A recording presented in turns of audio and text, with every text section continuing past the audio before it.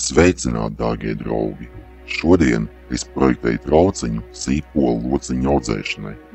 Kā jau jebkuram darbam, sākumā ir ideja, izveidoju nelielu skici ar aptuveniem podiņu izmēriem.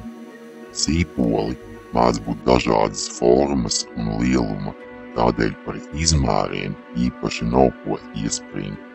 Dažādi izmēra sīpoliem veidošu dažādi izmēra podiņus.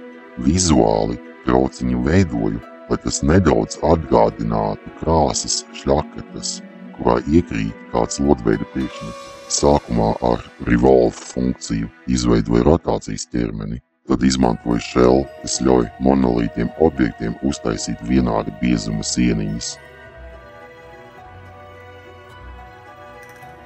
Simetriskus starus veidoju izmantojot cirkulāro patērnu. Un drukāju no ABS plastmasas.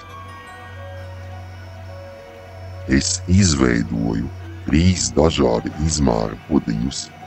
Mazākais printējis aptuveni 1:40 stundu, vidējais un lielākais nedaudz ilgāk.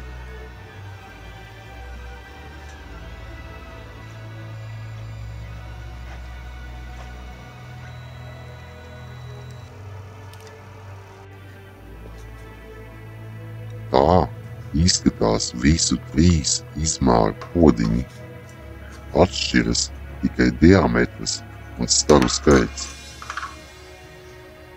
Laiks parādīs, cik parocīgi tādos trauciņos ir audzēt sīpolus. Man ir milzīgs prieks, ka mans iepriekšējais video ieguva samērā lielu popularitāti, pateicos par pozitīvām atsauksmēm. Daži skatītāji izteica domu, ka man vajag nomainīt balsi. Jūs domājat, ka īkstītes balss man ir piemērotāka? Vai varbūt robota balss? Pamēģiniet komentāros vienoties.